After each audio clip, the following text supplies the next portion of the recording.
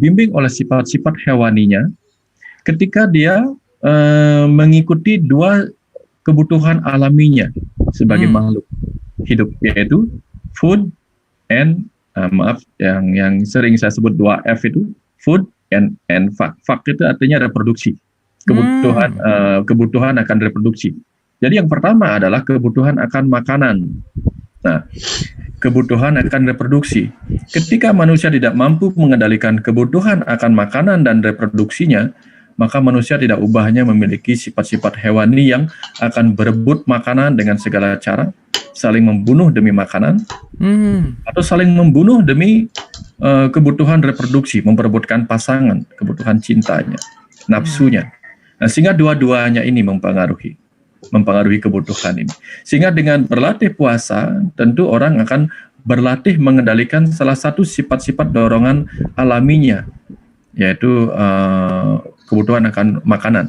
Karena begitu kebutuhan akan makanan tidak terpenuhi, ego kita gampang sekali bereaksi. Ego hewani kita gampang bereaksi. Sehingga kalau orang sudah bisa mengendalikan itu, setidak-tidaknya dia sudah mulai belajar mengendalikan sifat-sifat hewaninya. Melampaui kemudian kita memasuki pelatihan untuk pengendalian di bagian reproduksi itu. Sehingga kita bisa membedakan mana dorongan nafsu biologis dan mana hal-hal yang didorong oleh dorongan cinta secara manusiawi. Itu yang bisa membedakannya. Jadi di mana-mana latihannya demikian. Karena agama hadir kan memang untuk tujuan itu. Yes. Betul. Cek 1 2. Teman-teman, Ibu dan Bapak masih dengar suara saya jelas? Oh, oke. Oh, ini pawayannya kayaknya freeze sebentar. Ya, makasih. Ini lagi seru-seru freeze. Bentar ya, Ibu dan Bapak ya. Oke, terima kasih. Ya. Sebentar.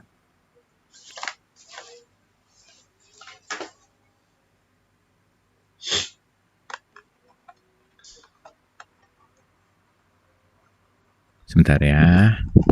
Saya coba kontak dulu.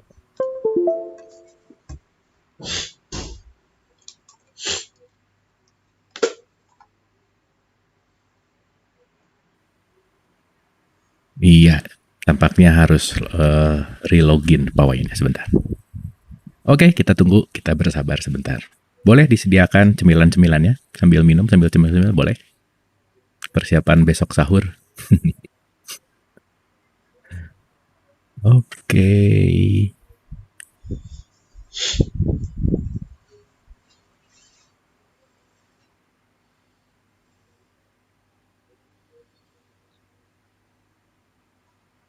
Cek 1. Kayaknya harus dikontak dulu nih sebentar. Udah ada. Sip. Alhamdulillah.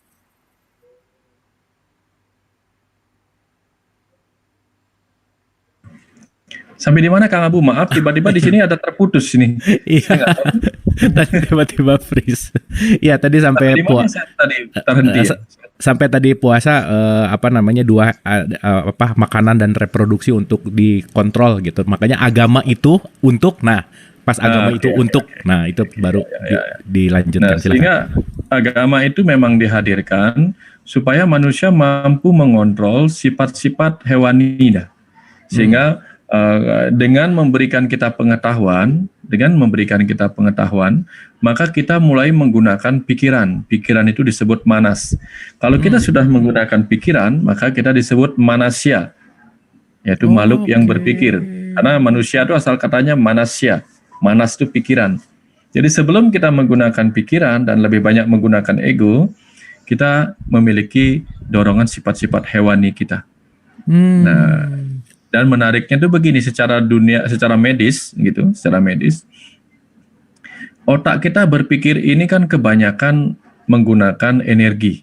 Ya, karena semakin banyak kita berpikir, kita menggunakan energi yang datang dari makanan. Jadi kalau kita tidak memiliki makanan, otak kita kekurangan energi, tidak bisa berpikir. Jadi kalau orang yang tidak terlatih berpuasa, ketika perutnya kelaparan, dia kehilangan kemampuan berpikirnya. Tapi kalau orang sudah terbiasa berpuasa, sekalipun makanan tidak masuk ke dalam tubuhnya, Dia masih bisa berpikir dengan menggunakan energi-energi yang terbiasa dia kelola, karena sudah terbiasa. Nah, jadi kalau orang sudah terlatih, dia tubuhnya akan merespon. Ketika perutnya lapar, dengan segera dia akan mengubah cadangan-cadangan energi dalam lemak, dalam ototnya untuk dia gunakan berpikir. Tapi kalau orang yang belum terbiasa berpikir, begitu lapar sedikit piring terbang di rumah. Nah, itu biasanya. Piring terbang atau pintu dipukulin dan sebagainya. Nah, tapi kalau orang sudah terbiasa, dia tetap dalam kondisi kelaparan sekalipun, pikirannya tetap menjadi waspada, jadi awas. Karena sudah terbiasa. Jadi kalau orang belum terbiasa puasa, begitu lapar, makanan tidak ada, kalau tidak marah maka dia akan tertidur untuk mengurangi energi yang terbuang atau terpakai. Tapi orang yang sudah terbiasa berpuasa, sekalipun tidak makan, sekalipun dia masih bisa mencukupi pikirannya dengan energi yang ada dalam tubuhnya. Itu karena latihan. Seperti kalau orang biasa menyelam di lautan, kalau orang belum terbiasa mungkin hanya bisa beberapa detik, yang bisa mungkin 1 menit, yang lebih terlatih lagi mungkin bisa lebih lama lagi. Nah, intinya adalah pelatihan seperti itu. Karena kalau orang lapar, dalam ilmu medis, kalau orang lapar, maka lambungnya terpengaruh, asam lambungnya meningkat, dan itu jelas berpengaruh kepada kepalanya. Makanya ada orang mengalami mah sering sakit kepala. Tapi kalau orang sakit kepala duluan baru menjadi mah, nah biasanya sakit kepalanya mungkin karena gaji belum dikasih, THR belum diberikan, nah, sehingga dia THR-nya belum cair. Sakit kepala dulu, baru asam lambungnya meningkat, yaitu karena cemas nggak bisa belanja. Beda. Oke, pantas ya Pak Wayan kalau orang lapar tuh suka rese gitu ya, suka marah-marah gitu. Iya, persis, karena gitu dia efeknya ke sana. Ada saraf nervus vagus namanya yang saling terkoneksi. Makanya orang cemas itu biasanya yang pertama terkena, orang cemas ya, biasanya asam lambungnya meningkat. Sering sendawa, sering perutnya kembung, begitu biasanya. Oke. Baik Pak Wayan, kita kembali ke Rahasiamu Rahasiaku. Sebetulnya esensi dari buku Rahasiamu Rahasiaku ini mau ceritain apa sih sebetulnya Pak Wayan? Nah, jadi ceritanya awalnya itu ketika panjang ceritanya di tahun 2000, intinya begini, di tahun 2021, jauh sebelum itu saya banyak mempertanyakan esensi ketuhanan itu. Karena beberapa definisi tentang Tuhan itu membuat saya bingung, membuat saya tidak jelas. Kalau Tuhan Maha Pencipta, jam berapa dia menciptakan bunga-bunga, jam berapa dia menciptakan segala macam yang bisa kita lihat. Nggak ketemu saya jawaban yang masuk akal. Tetapi di tahun 2001 ketika terjadi dialog spiritual antara saya dengan sesuatu yang saya tidak tahu siapa itu pada malam itu, Februari, disitulah dia mengatakan, siapakah engkau Tuhan? Dijawabnya begini, kupaslah seluruh materi alam semesta sampai kau menemukan kekosongan, dan akulah yang mengisi kekosongan itu. Jadi tugas saya sejak itu adalah mengupas segala sesuatu sampai menemukan kekosongan. Setelah ketemu kosong, nanti yang mengisinya akan memberikan dirinya, menunjukkan dirinya. Jadi kemudian selama 13 tahun perjalanan berikutnya itu, saya terus diberikan pelatihan dengan membaca rumputan, membaca bunga, membaca ikan-ikan yang pergi ke sana kemari, segala macam diajarkan membaca. Yang kemudian tersusun menjadi buku-buku berikutnya. Bahkan diajarkan membaca diri sendiri. Sastra apa, pesan apa yang ada pada tubuh, pada diri kita, itu juga dibacakan. Sampai pada tahun 2014, 13 tahun kemudian, tiba-tiba yang saya ceritakan dulu itu, ketika bunga alamana jatuh, tiba-tiba ada kata-kata mengalir sebagai inspirasi. Dia berkata, inilah aku, kecerdasan semesta tak terbatas yang mengisi ruang kosong itu. Jadi 13 tahun kemudian, baru saya diajarkan, inilah aku, kecerdasan semesta yang mengisi ruang kosong itu. Nah, itu cerita di tahun 2014. Di tahun 2015, saya bersama Mbak Heni, bersama teman-teman dari Jakarta, dari Mars, dari Media Ajar Rumah Semesta, ngobrol-ngobrol di rumah saya di beranda. Di situ kemudian Mbak Heni bertanya, Bli Wayan, kalau misalnya alam semesta ini ketika dulu tidak ada, Yang ada hanya Tuhan sebagai kecerdasan semesta tak terbatas. Lalu dari mana dia menciptakan semua bahan-bahan yang menjadi materi-materi alam semesta, planet, bintang-bintang, semuanya? Nah, dia bilang begitu. Dia tanya begitu. Saya juga tidak tahu. Apakah kun fayakun tiba-tiba ada?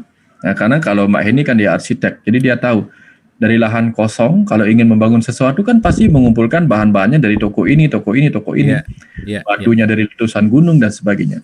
Pasti ada asal dari sesuatu yang ada. Nah, lalu dari ketiadaan kecerdasan semesta tak terbatas yang tak berwujud, yang tak terdefinisi, yang tak terpikirkan. Lalu bagaimana materi alam semesta ini bisa ada untuk membentuk planet, bintang, dan sebagainya? Waktu itu Mbak Eni bertanya, dan saya tidak pernah kepikiran waktu itu. Tiba-tiba ada keberanian untuk berkata begini, karena tiba-tiba ada aliran. Begini Mbak, padahal saya nggak tahu apa-apa. Saya cuma bilang, begini Mbak. Pada saat mengatakan begini, saya tiba-tiba sudah terkoneksi. Langsung berkata begini. Begini Mbak, ketika alam semesta ini dipenuhi kekosongan, dan hanya dia yang mengisi sebagai kecerdasan semesta tak terbatas, lalu kecerdasan semesta tak terbatas yang tak berwujud, tak terdefinisi itu menunjukkan kemampuannya. Ya, karena dia yang sang pencipta, kalau tak pernah menunjukkan kemampuan, seperti seorang penyanyi tidak pernah menunjukkan nyanyiannya, seperti seorang pemain sepak bola yang tidak pernah menunjukkan keahliannya, maka sang pencipta bukanlah sang pencipta jika dia tak menunjukkan kemampuannya.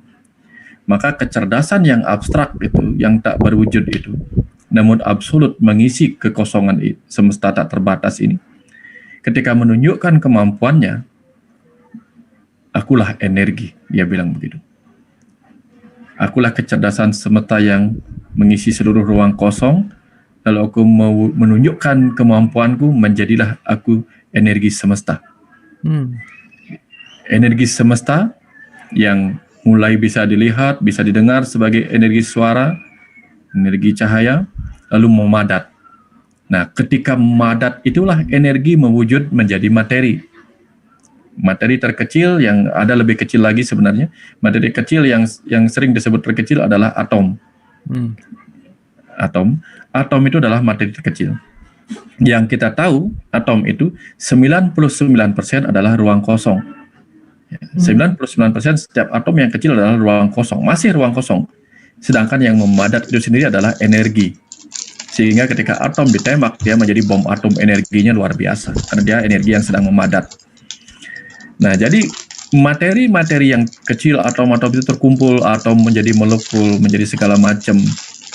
Ya, itulah yang menjadi benda-benda padat yang kita lihat hari ini. Sama lah seperti di angkasa, ketika dia merenggang kita tidak tahu. Ketika dia memadat sedikit kita melihatnya sebagai awan. Memadat sedikit kita melihatnya sebagai air hujan. Air memadat sedikit kita melihatnya sebagai salju. Memadat sedikit sebagai es. Terus demikian. Jadi dari yang renggang ke padat-padat semakin terlihat. Jadi energi yang tak terlihat semakin memadat menjadi materi. Nah, jadi kecerdasan semesta menunjukkan kemampuannya sebagai energi, memadat menjadi materi. Sehingga kalau kita mau melihat wujud sang kecerdasan semesta tak terbatas sebagai materi, maka kita bisa melihatnya di mana-mana, ke segala arah, kemanapun kita melihat. Itulah kiblat kita. Nah, energi itu yang bisa dilihat adalah energi cahaya. Itulah nur. Nur Muhammad, Nur Insani, Nur Allah, Nur Rani. Ya, itu yang memberi cahaya terang karena dia energi cahaya.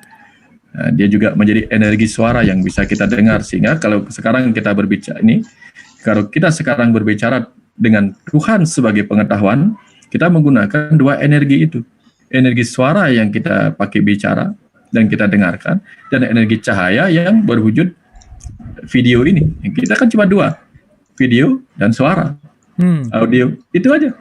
Dengan cara itulah jiwa kita ini terkoneksi dengan kedua macam energi itu, energi suara dan energi cahaya.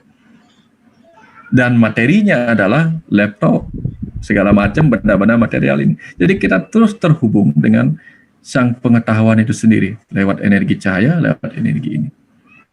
kira-kira seperti itu. Nanti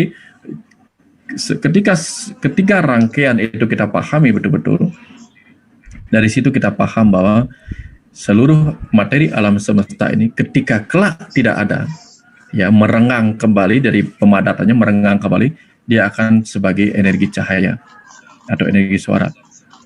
Melenyap kembali, dia hanyalah kecerdasan semesta. Nah, jadi semua adalah dia. Oke. Semua adalah dia. Lalu kenapa kita menjadi begitu luar biasa berharganya dalam tubuh manusia ini? Padahal ilmu pengetahuan sampai saat ini mengatakan alam semesta ini, sejauh manusia sudah mengetahui saat ini, memperkirakannya ada 30 miliar triliun bintang, galaksi, 30 miliar triliun bintang. Bayangkan bintang terkecil, bukan terkecil, bintang kecil yang bernama matahari, karena bintang-bintang lain jauh lebih besar lagi. Bintang kecil kita yang bernama matahari ini saja memiliki 9 planet. Bayangkan benar-benar bintang-bintang yang lainnya. Kalau ada 30 miliar triliun bintang, masing-masing rata-rata punya satu planet saja, maka ada 30 miliar triliun planet. Dan kita menempati planet yang cukup kecil bernama bumi. Dan di bumi yang begitu besar bagi seonggok tubuh manusia ini, kita menganggap diri kita sempurna. Ya. Lalu di mana kesempurnaannya? Nah ini. Yang perlu kita pelajari adalah kesempurnaan kita adalah karena kita memiliki segala dualitas. Itulah kesempurnaan kita. Kita memiliki baik dan buruk. Kita memiliki benar dan salah. Kenapa? Karena tubuh kita adalah tubuh material.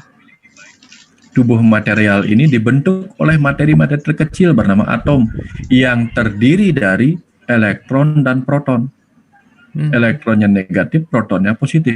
Maka dalam tubuh yang bersifat elektron dan proton ini akan selalu kita miliki hal-hal positif dan hal-hal negatif. Itulah kesempurnaan kita. Bahwa pikiran kita kadang baik, kadang buruk.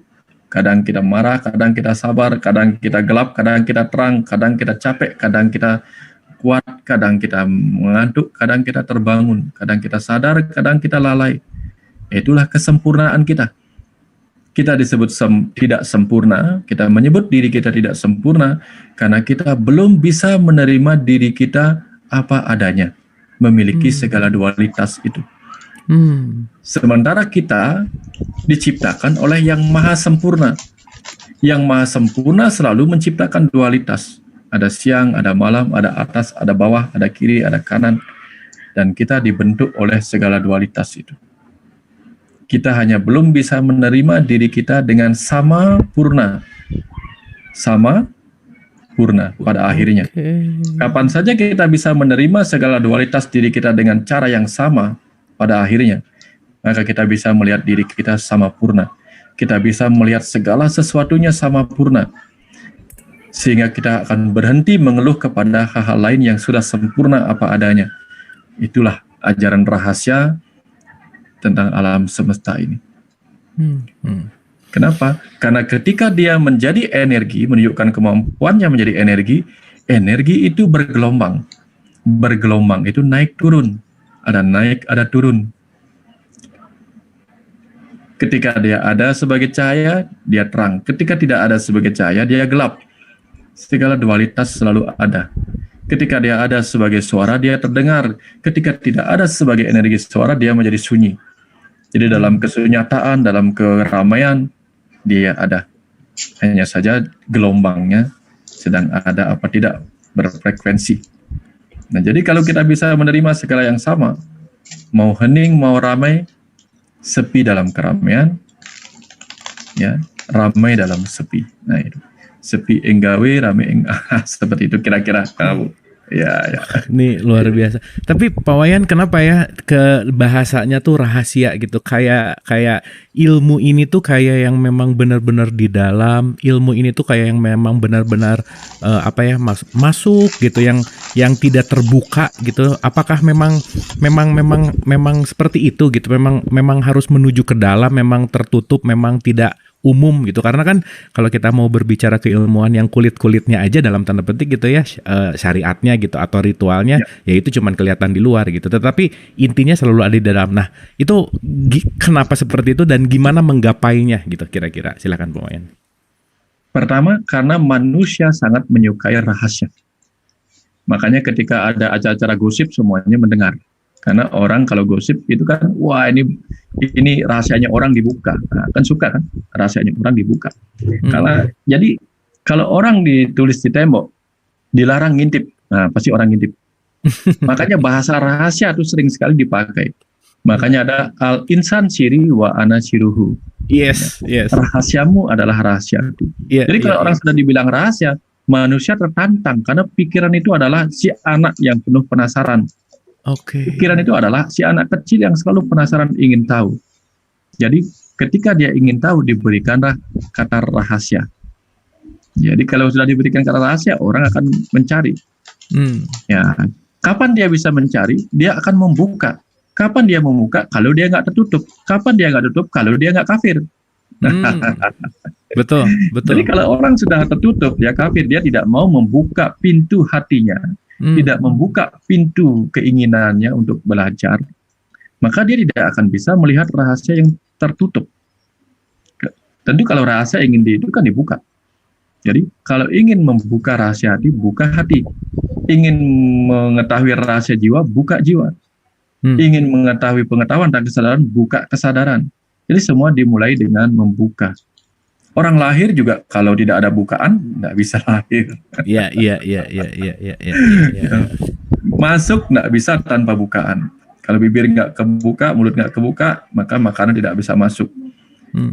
Di luar, di bawah juga kalau nggak kebuka, karena kesumet, sembelit, ya nggak bisa keluar juga. Nah, jadi artinya keluar masuk itu harus dimulai dengan kerelaan untuk keikhlasan, untuk ketulusan, untuk membuka. Itu kuncinya di situ. Ya, rahasia itu, makanya bahasa rahasia membuka rahasia. Membuka rahasia. Berarti intinya di dalam hidup itu sebetulnya tidak ada yang baru, tetapi selalu membuka sesuatu yang sudah ada di dalam. Gitu nggak sih Pak Wayan? Persis. Ya, karena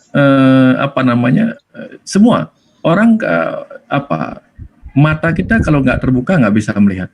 Telinga kita kalau nggak terbuka nggak mau mendengar. Bibir kita kalau nggak terbuka nggak bisa bicara. Nah, jadi kalau ingin mendapatkan sesuatu itu selalu kita harus mulai dengan membuka. Ya. Membuka rahasia harus dimulai dengan membuka bibir untuk bicara. Melihat rahasia harus mulai dengan membuka mata untuk melihat rahasia. Mendengar rahasia sama. Semua dimulai dengan membuka. Karena hanya dengan membuka yang tadinya menutup menjadi berlubang. Kalau sudah berlubang, ya membuka kan berlubang. Hanya yang terbuka yang bisa diisi. Nah, gitu. Sedangkan dia adalah yang mengisi kekosongan. Bagaimana aku isi kekosongan batinmu jika kau tak mengosongkan batinmu dengan kepasrahan, dengan keikhlasan, dengan ketulusan, dengan kesabaran. Maka bukalah. Itu bahasanya. Agar aku bisa mengisi, karena aku adalah yang mengisi kekosongan. Ketika kau tertutup, bagaimana aku mengisi yang tertutup? Kira-kira bahasa begitu mengalirnya. Dan yang paling penting sih Pak Wayan, tipsnya gitu, ketika tadi Pak Wayan mengatakan di tahun 2001, 2013 tahun berikutnya mendapatkan mengalirkan aliran semesta gitu. Nah, gimana kok bisa sampai menangkap alirannya, menerima, terus bisa merealisasikan, sampai mengatakan, sampai akhirnya kata-katanya juga jadi sesuatu yang pencerahan gitu. Nah, apa yang dilakukan gitu? Apa ada ritual khususkah atau apa pembelajaran khususkah? Seperti apa? Tidak ada yang dilakukan secara khusus. Saya tidak bertugas. Tugas saya untuk tidak melakukan sesuatu. Tugasnya adalah untuk dilakukan sesuatu. Oke, itu keren. Saya dilakukan. Setelah saya dilakukan, maka tugas saya sekarang baru melakukan. Melakukan, membagikan apa yang bukan menjadi milik saya. Karena pengetahuan ini bukan milik saya semata, tapi milik semua jiwa. Tugas saya adalah membagikan kembali titipan-titipan pengetahuan yang dititipkan oleh para jiwa itu kepada saya dulu. Kemudian kantor posnya, ya, alam semesta sebagai akashic recordnya, kantor posnya bilang sama saya, kamu antarkan titipan-titipan orang-orang ini kepada dia. Siapakah orang-orang itu? Dia yang akan mendengar, itulah yang sedang menitipkannya hari ini, yang akan mendapatkannya kembali. Tugas saya hanyalah tukang antar posnya. Dan yang pernah menitipkan itu, dialah yang sedang, siapapun, entah sekarang, entah besok, entah lusa, yang mendengarkan apa yang kita perbincangkan hari ini, yang membaca buku-buku itu, sesungguhnya dialah yang menjadi pemiliknya, yang menitipkan di kantor posnya.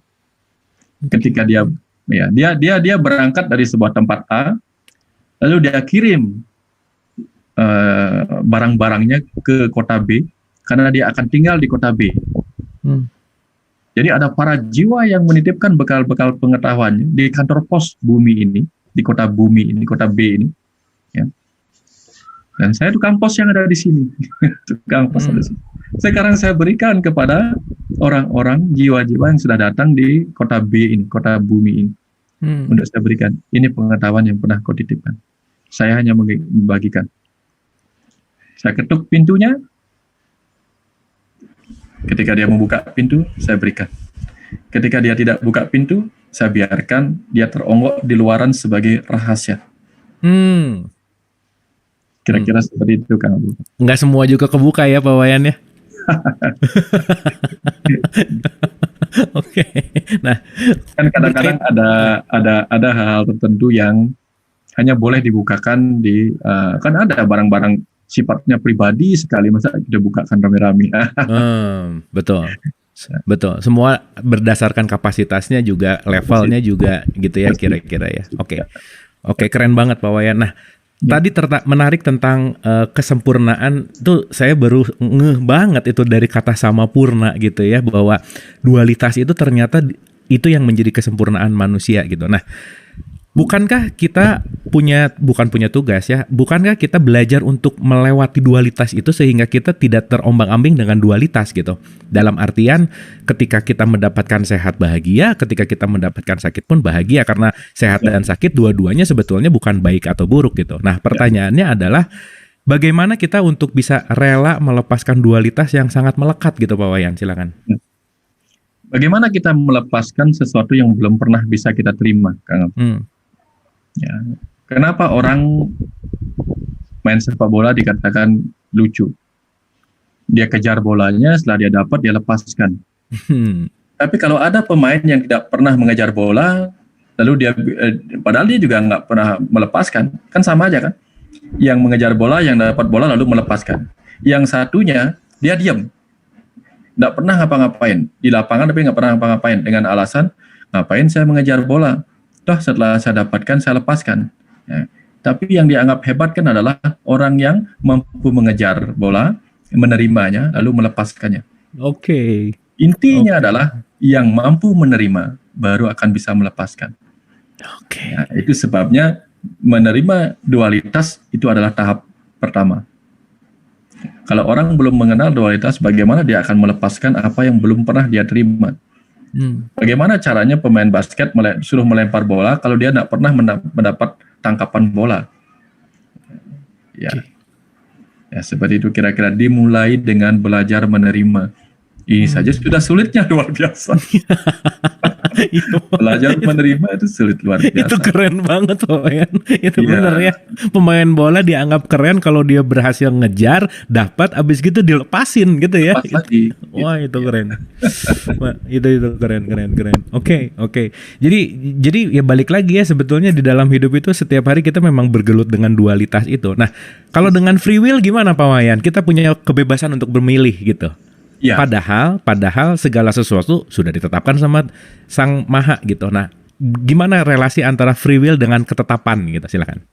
Sang Maha yang mana? Sang Maha satu ditetapkan oleh Sang Maha yang ada melampaui yang kecil-kecil ini. Tetapi kan ada Sang Maha yang kecil. Percikan-percikan Sang Maha yang ada di dalam diri kita. Nah, sesungguhnya free will kita adalah kehendak Dia juga. Kebayang ya? Ya. Nah, kebayang. Artinya begini, si kecil ini mempunyai free will, tapi semua akan merasakannya. Kalau kita makan cabai, yang merasakan bukan hanya bibir kita kepedasan, mungkin napas kita, mungkin keringatan kita, mungkin mata kita juga berair. Padahal yang makan cabai cuma bibir. Artinya bibir mempunyai free will. Nah, tetapi semua akan merasakannya. Nah, artinya tidak semua hal ditetapkan. Makanya hal-hal yang ditetapkan berdasarkan kesepakatan kesadaran kolektif semua jiwa itu disebut takdir, termasuk disertakan oleh kesadaran yang lebih agung, kesadaran kolektif yang lebih besar. Tapi begitu masih bisa kita gunakan dengan free will kita, itu namanya nasib. Sehingga apapun yang kita lakukan, kita masih bisa memperbaiki nasib kita. Karena nasib adalah takdir yang belum ditetapkan. Tapi takdir adalah nasib yang sudah ditetapkan. Nah, jadi kita memiliki free will untuk mengubah nasib, tapi takdir tidak bisa kita ubah. Nah, jadi misalnya begini, takdirnya cabai adalah pedas, takdirnya tapi apakah nasib kita akan kepedasan apa tidak tergantung pada kita. Mungkin kalau kita terlatih makan cabai, satu cabai tidak membuat kita kepedasan, karena kita sudah melatih. Nah, itulah free will. Nah, free will kita. Nah, jadi kalau kita belum terlatih menerima bencana, menerima derita, maka derita kecil pun kita membuat kita terguling-guling penuh penderitaan. Tapi pada orang yang sudah terlatih, terbiasa menerima penderitaan, bahkan penderitaan yang bagi kita luar biasa pun bagi dia biasa-biasa saja. Nah, jadi penderitaan karena puasa, yang bagaimana kita berguncang dan sebagainya, itu dilatih juga. Nah, sehingga kalau sudah terbiasa, kita semakin bisa merasakan beratnya makanan, semakin bisa menghargai. Karena apa? Berpuasa itu mengajarkan kita menghargai Tuhan. Tuhan yang berwujud materi berupa makanan, yang berwujud energi yang tersimpan dalam makanan, sehingga begitu kita mensyukuri Tuhan memberi kita hidup lewat makanan, kita akan menggunakannya sebagai energi hanya untuk kebaikan, yaitu atas namanya yang penuh cinta kasih dan maha penyayang. Dia datang sebagai makanan, materi semesta, dia datang sebagai energi yang tersimpan dalam makanan, tetapi kita tidak menggunakan energi itu atas namanya yang penuh cinta kasih dan maha penyayang.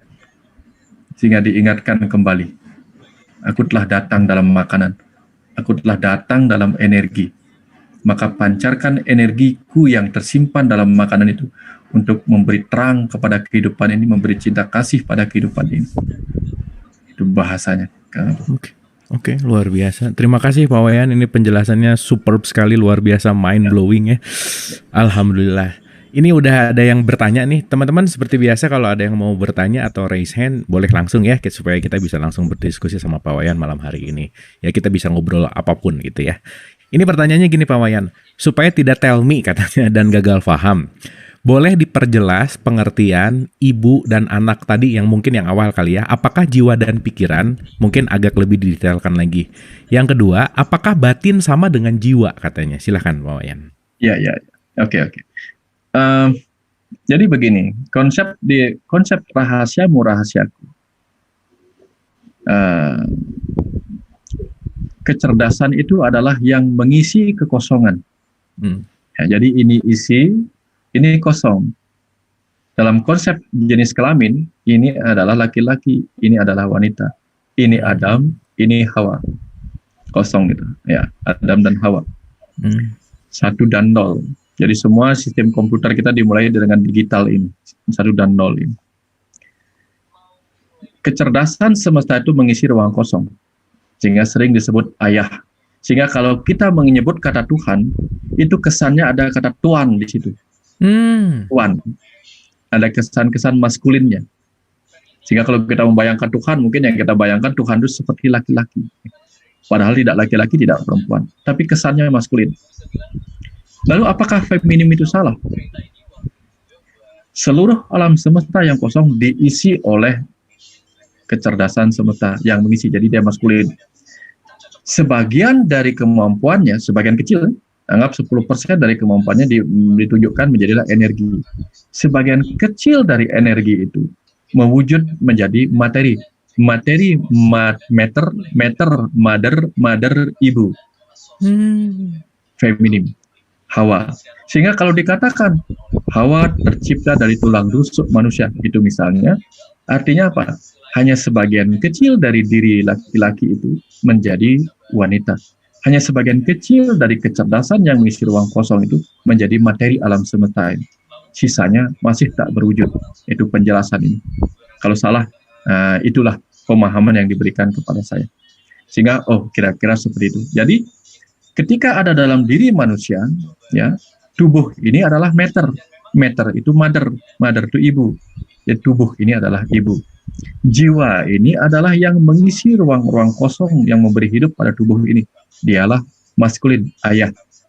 Sedangkan si anak yang diasuh oleh jiwa dan tubuh ini, ruh dan tubuh ini, itulah pikiran. Yang selalu bertanya ini, bertanya itu, ingin ini, ingin itu. Yang selalu ditemani kemana-mana oleh ayah dan ibunya.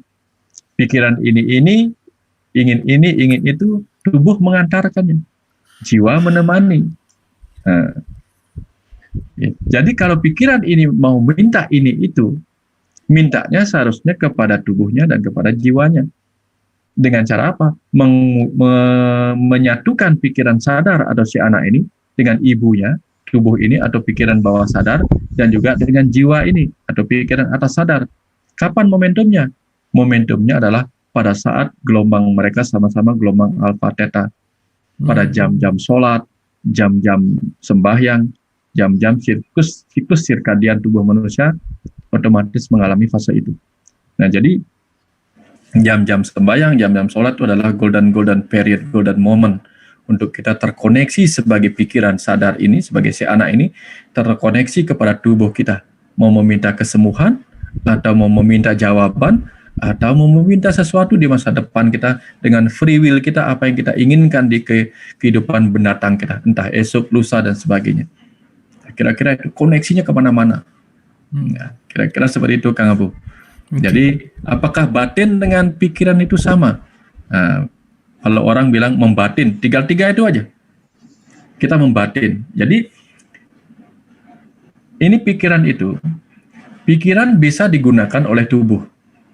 Pikiran bisa digunakan oleh jiwa, juga bisa digunakan oleh dirinya sendiri sebagai pikiran. Contoh, ketika pikiran digunakan oleh tubuh, ya, maka dia bisa menggerakkan pikiran. Ketika tubuh lapar, dia menggerakkan pikiran untuk menggerakkan tangan atau menggerakkan kaki pergi ke dapur untuk mencari makan dan sebagainya. Ya, ketika tubuh lelah dan ingin tidur, dia menggerakkan pikiran untuk diam. Atau ketika jiwa yang menggerakkan pikiran, dia bisa melakukan tugas-tugas atau misi-misi jiwanya. Atau ketika pikiran ingin mendapatkan jawaban atas apa yang dia cari, dia bisa menggunakan dirinya untuk bertanya ini itu. Sayangnya, pikiran lebih banyak digunakan untuk mengikuti bisikan-bisikan ego kita. Nafsu ini, keinginan itu. Sifat-sifat hewani kita. Itu yang paling sering terjadi. Ya. Okay. Jadi membatin itu artinya menggunakan pikiran kita. Kira-kira seperti itu, Kang Bu. Terima kasih Pak Wayan, analoginya sangat memudahkan untuk jadi lebih paham, mudah-mudahan bisa difahami sama penanya yang masuk direct message tadi gitu. Nah, berikutnya, kadang akal lebih mudah memahami dan kosong. Logikanya setuju dan mudah menerima. Tapi kenapa hati lebih sulit melepas? Kenapa akal dan atau logika tidak berjalan bersama dengan hati? Mohon bimbingannya Pak Wayan, katanya. Silakan. Kenapa akal dan hati lebih gimana? Jadi jadi gini, kadang akal lebih mudah untuk memahami dan kosong. Jadi akal itu lebih mudah, logikanya lebih mudah setuju dan akal tuh lebih mudah menerima gitu. Tetapi kalau udah di dalam hati itu susah melepas. Jadi konflik antara akal sama hati itu kenapa nggak searah gitulah kira-kira Pak Wan. Sederhananya begini, banyak orang membedakan pikiran dan hati.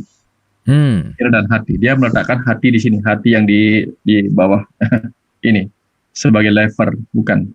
hati itu sebenarnya yang disebut itu perasaan. Jadi pikiran kita mempunyai dua peran. Otak kita mempunyai dua peran, yaitu bagian yang untuk memikirkan rasio, satu lagi rasa. Ini dua-duanya ada di sini, bukan di sini. Cuman ketika kita merasakan sesuatu, yang sering terasa tuh nggak enak itu adalah di daerah dada, daerah sini, sehingga ketika kita menyebut perasaan, nunjuknya ke dada. Padahal aja sumbernya di sini, di otak kita. Jadi fungsi perasaan dan fungsi proses berpikir itu ada di otak kita. Nah, kenapa lebih mudah menerima dengan akal daripada dengan rasa? Karena memang kalau masih ingat kata tahu rasa itu belakangan daripada tahu. Tahu itu fungsi akal, rasa itu fungsi hati atau perasaan, sehingga memang belakangan. Nah, jadi kalau orang belajar pengetahuan itu lebih mudah daripada belajar menggali rasa. Itu beda sekali. Jadi kalau kita mau mempelajari ilmu agama hanya dengan kemampuan kecerdasan pikiran kita, akal pikiran kita bisa menghafal semua ajaran agama. Tapi mampu gak kita memiliki rasa? Belum tentu. Belum tentu. Karena begini. Dari antipati kita belajar simpati, lalu kita belajar empati. Antipati itu ego. Orang yang sudah bisa melewati kendali egonya, ya, dia mudah mengalami simpati. Simpati itu memahami pikiran orang lain, simpati. Jadi pikirannya baru di sini, lewati ego dulu, baru mengenali pikiran, baru empati. Nah, empati itu tingkat rasa jiwa. Sehingga kenapa lebih mudah? Karena memang itu urutannya. Ya. Bagi orang yang masih dikendalikan ego, bahkan untuk bisa mengerti pikiran orang lain, pendapat orang lain, pemahaman orang lain, itu susah. Ada orang yang masih dikendalikan ego. Dan kalau dia sudah bisa mengendalikan egonya, dia bisa mudah memahami isi pikiran orang lain, pendapat orang lain, pemahaman orang lain, baru di tingkat pengetahuan, akal budinya. Baru kemudian masuk ke bagian empati, rasa. Nah, jadi inilah alasan kenapa lebih mudah dengan akal budi daripada, memang karena urutannya begitu. Ya, beberapa jiwa itu membutuhkan berkali-kali kelahiran untuk bisa melampaui egonya. Ya. Kenapa? Ada jiwa yang berkali-kali ada dalam tubuh manusia belum bisa juga mengendalikan dorongan-dorongan ego yang datang dari faktor tubuhnya itu. Ada yang baru sekarang bisa belajar memahami pikiran orang, sehingga dia butuhkan masa-masa berikutnya lagi untuk bisa masuk ke empati. Jadi kalau ada orang yang, saya kok sekarang itu melihat orang sedih kok gampang nangis, melihat orang susah kok gampang ini, berarti jiwanya sudah cukup matang, karena dia sudah lebih mudah mengalami empati. Itu. Tapi kalau ada orang yang egonya lebih mudah bereaksi, senang melihat orang susah, atau sedih melihat orang bahagia, berarti, atau iri dan dengki dan sebagainya, itu berarti dia belum masuk ke wilayah-wilayah yang itu. Jadi contoh. Itu kenapa sulit. Terima kasih. Prosesnya memang begitu. Ya. Terima kasih Pak Wayan. Mudah-mudahan menjawab juga. Ya. Ini dari Zieni Halida. Izin bertanya di sini Bang Abu. Takut nggak karuan? Sip. Bentar. Bagaimana caranya seorang menjalankan puasa dalam kondisi ia mengalami psikosomatis? Karena sebelum bulan puasa, telat makan saja sudah panik dan sesak. Bagaimana jika berpuasa? Tolong motivasinya Pak Guru Wayan. Terima kasih. Nah, ini mungkin ada kaitannya sama psikosomatis nih Pak Wayan. Puasa dan psikosomatis, silakan. Ya, memang yang menjadi kerumitan adalah orang yang mengalami psikosomatis akibat dimulai dari kecemasan akan sakit, kecemasan akan kematian.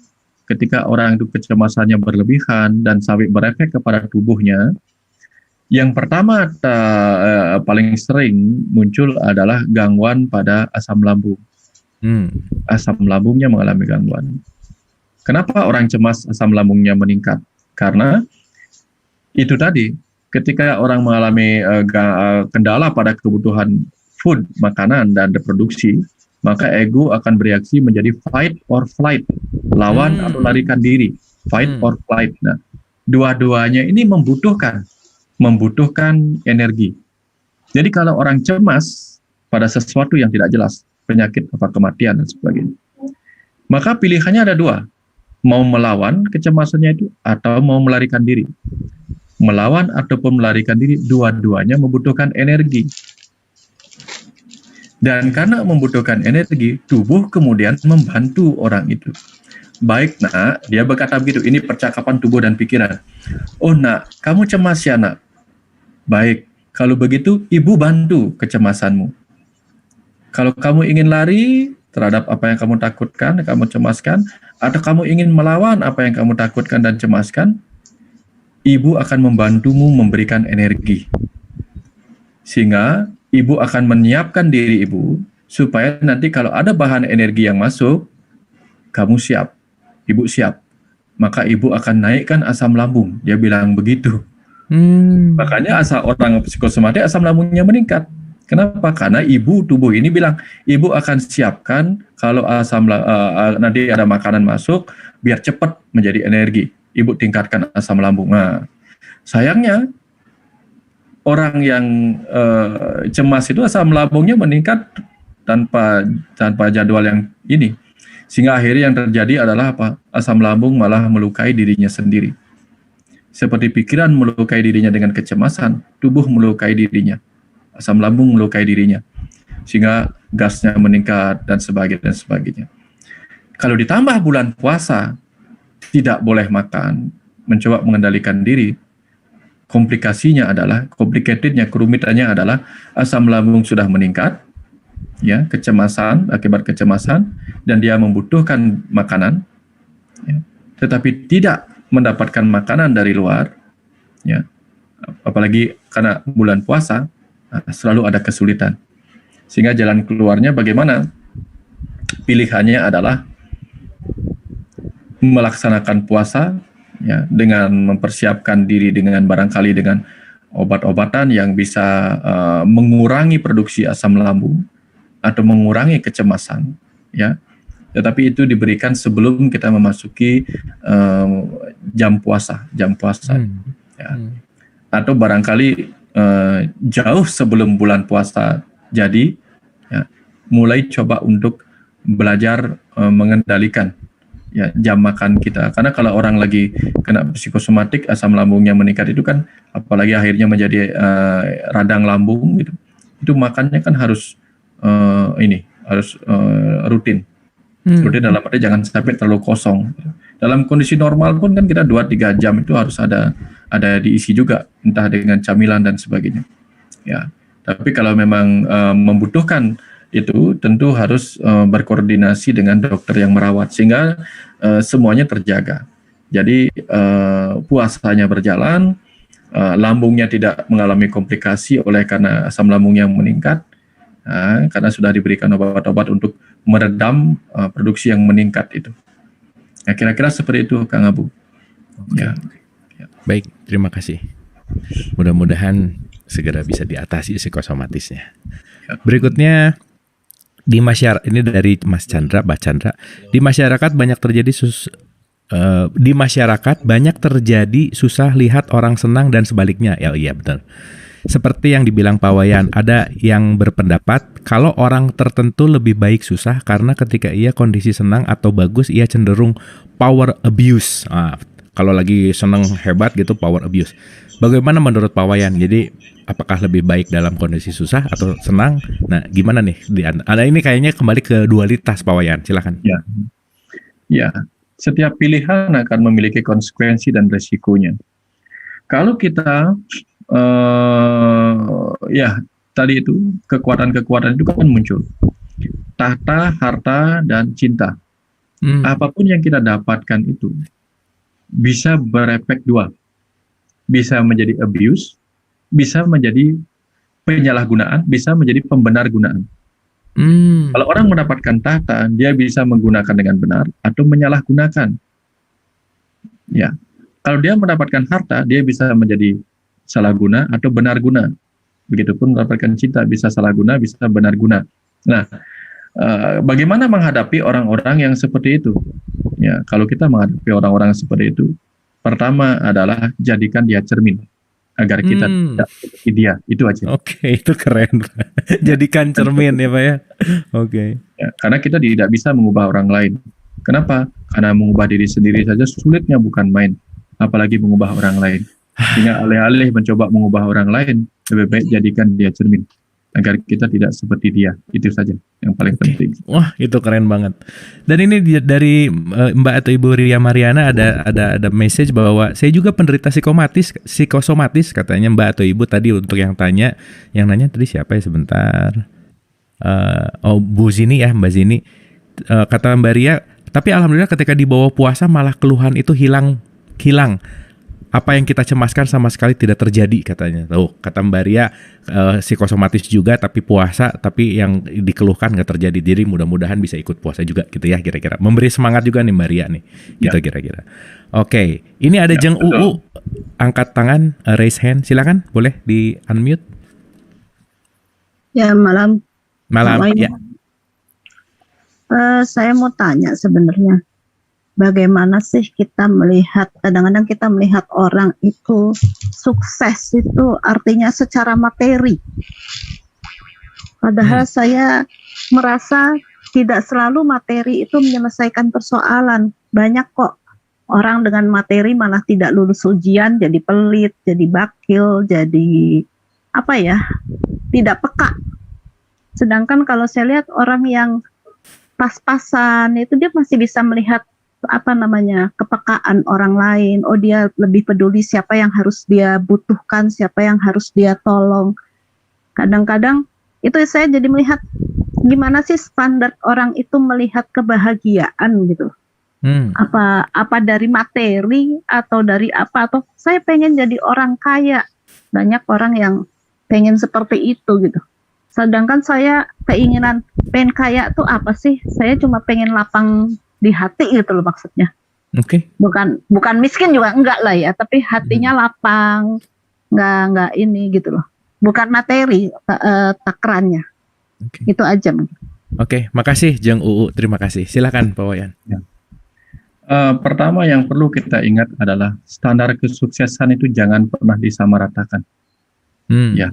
Karena yang disebut sukses itu adalah ketika orang itu mencapai apa yang dia harapkan. Jadi kita tidak bisa menyamakan harapan kita dengan harapan orang itu. Jadi kalau ada orang itu berharap punya satu mobil dan dia merasa sukses dan menemukan kebahagiaan yang barangkali tidak dirasakan oleh orang yang mempunyai 100 mobil, nah itu mungkin karena dia punya harapan dia punya 101 mobil. Jadi izinkan orang itu mencapai kesuksesan sesuai harapannya. Bukan tugas kita membandingkan diri kita dengan orang lain. Bukan tugas kita. Tugas kita adalah membandingkan diri kita dengan apa yang kita cari.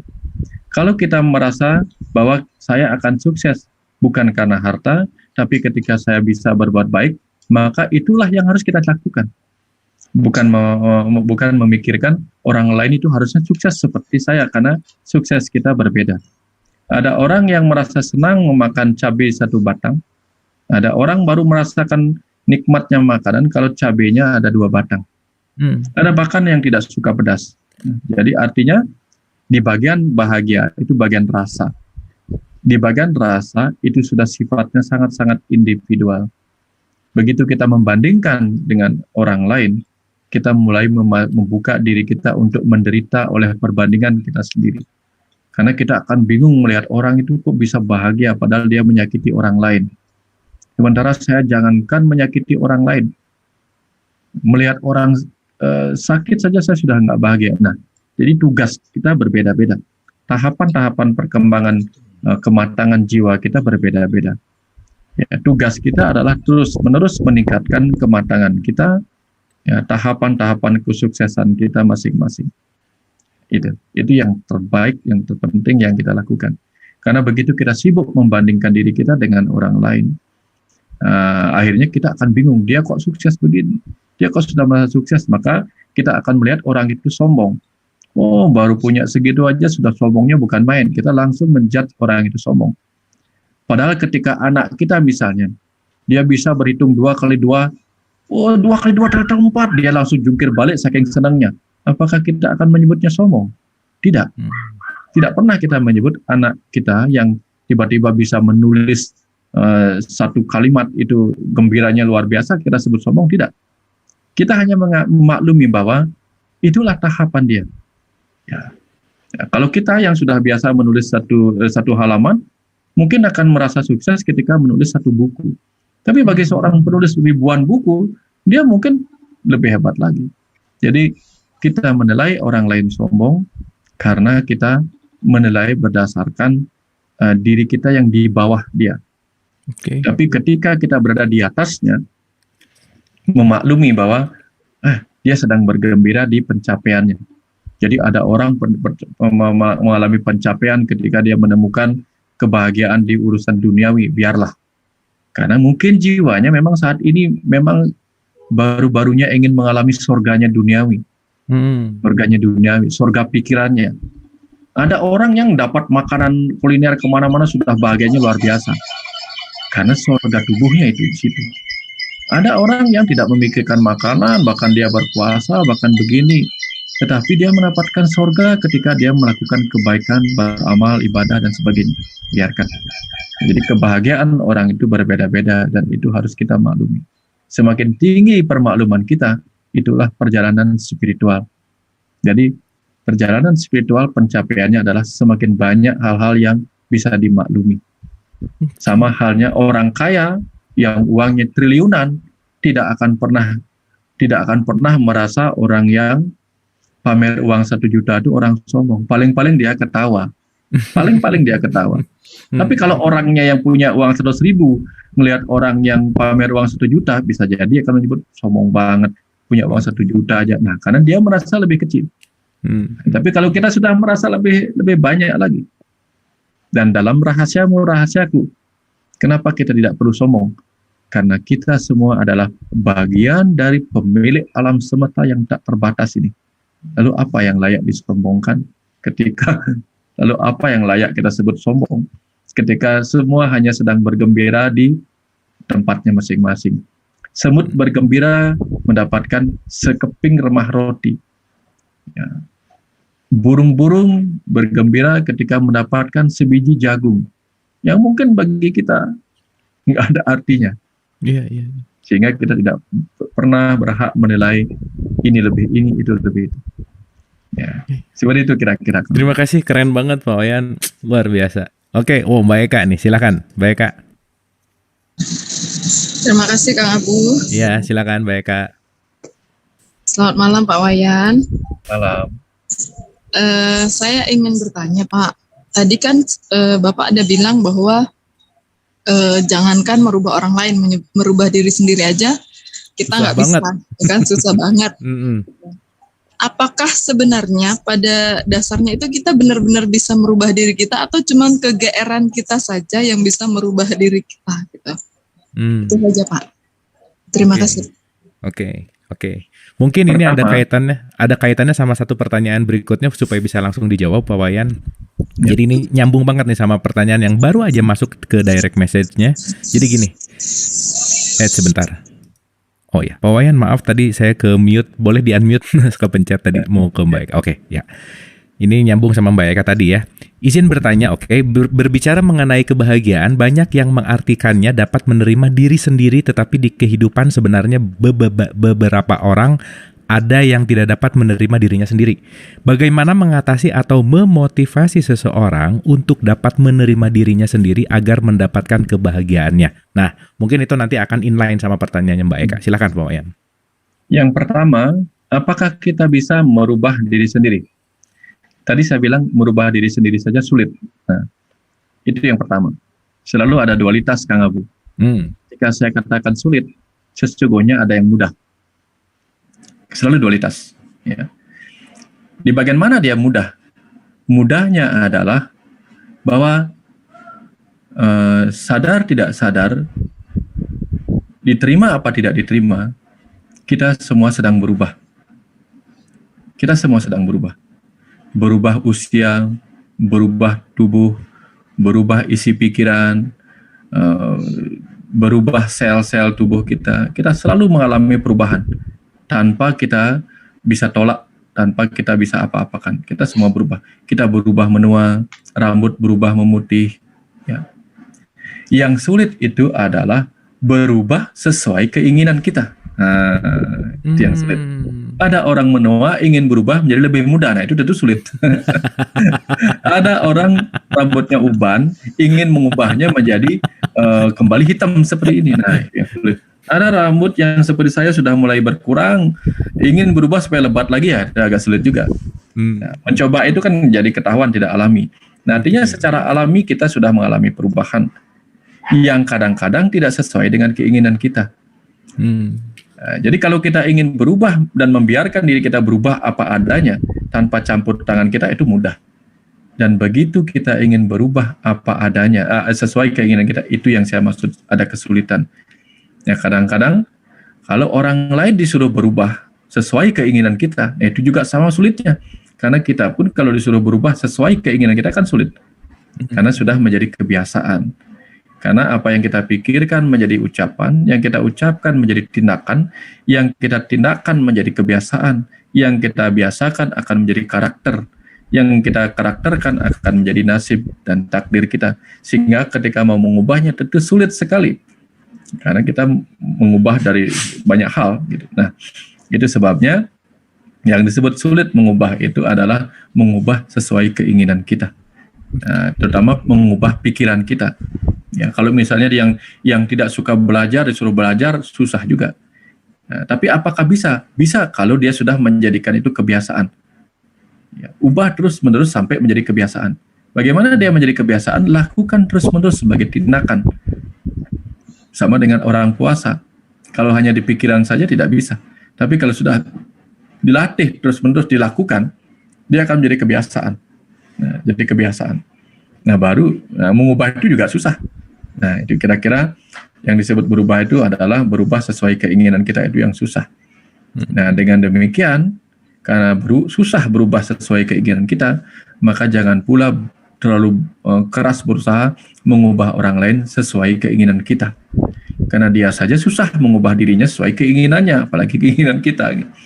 Kecuali ada dorongan-dorongan penguat, misalnya gaji. Ya, kalau kamu tidak mau berubah, saya tidak kasih gaji. Mungkin dia akan berubah sekarang, tetapi di luar gaji itu dia akan kembali menjadi dirinya sendiri. Itu yang pertama. Terus yang pertanyaan kedua, bagaimana kita membuat orang itu berubah untuk bisa menghargai dirinya sendiri? Hari ini kita sedang berbicara tentang rahasiamu rahasiaku. Bahwa dengan bahasa rahasiamu rahasiaku, tak ada satu orang pun yang layak menyebut dirinya tidak berharga bagi kehidupan ini. Karena setiap orang adalah bagian yang memang diciptakan. Tuhan tidak menciptakan sesuatu yang tidak berharga. Bahkan sebutir debu pun berharga bagi kehidupan ini. Ya. Bunga yang jatuh berharga. Apalagi ketika bunga Kamboja dulu harga keringnya itu 100.000 per kilo. 4 loh bunga Kamboja. Ya, jadi artinya apa? Semut yang kecil pun berharga. Karena itulah kesempurnaan penciptaan ini. Tak ada yang diciptakan tanpa tujuan, tanpa sebuah manfaat. Yang terpenting bagaimana kita memanfaatkan diri kita. Ada sepeda motor, harga bautnya itu barangkali hanya Rp1.000.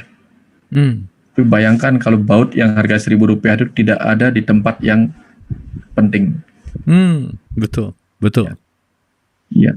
Sekarang kalau mau meminta paku kecil saja, itu mungkin tidak ada harganya paku kecil itu. Tapi kalau paku kecil yang tidak berharga itu terlindas oleh ban sepeda motor kita, lalu terjadi kecelakaan, yang tak berharga itu bisa menyebabkan kita mengeluarkan harga yang begitu banyak.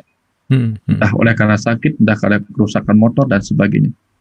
Jadi tak satu pun yang tidak berharga di kehidupan ini.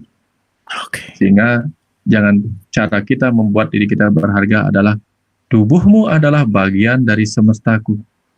Pikiranmu adalah bagian dari kecerdasanku. Jiwamu adalah bagian dari diriku. Lalu bagian mana dari dirimu yang tak berharga bagi diriku sendiri sebagai sang semesta ini? Wah, keren. Terima kasih Pak Wayan.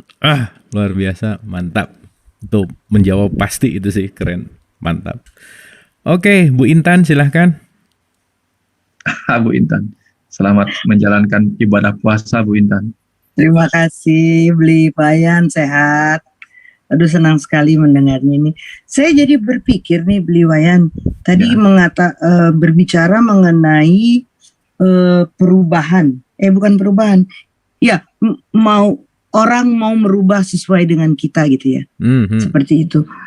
Ini penting sekali. Saya mikirnya itu jadi manusia bernegara ya. Untuk sampai ke kesadaran itu kita butuh kedewasaan, takkan kemauan kita sesuai kehendak kita. Nah, itu mengenai budaya apa dan juga mengenai belief ya, Bli ya. Masa kita bisa memaksakan belief itu ke semua orang? You know what I mean ya? Iya. Sangat picik ya. Kalau rakyat Indonesia sebagian besar bisa mencapai kesadaran yang Bu Marlo ini semua gitu ya, 200 sampai 300 orang ini, bahwa kita udah mencapai kesadaran kita itu sungguh tidak bijaksana dan sukar, tidak bisa. Nah, jadi saya memikirkan juga tentang belief itu kepercayaan kita kan, ya termasuk agama gitu. Gimana tuh gitu, Bli? Iya, persis. Keren Bu Intan, keren. Silakan Bu Wayan. Satu, tak ada yang indah dalam keseragaman. Yang ada indah dalam keberagaman. Bayangkan kalau seluruh sel tubuh kita ini adalah sel mata. Bayangin. Tak ada sel kulit. Seluruhnya adalah sel mata. Atau bayangkan seluruh tubuh kita ini adalah sel kulit. Jadi Kang Abu nggak punya mata, semuanya kulit. Bayangin, lihat aja semuanya.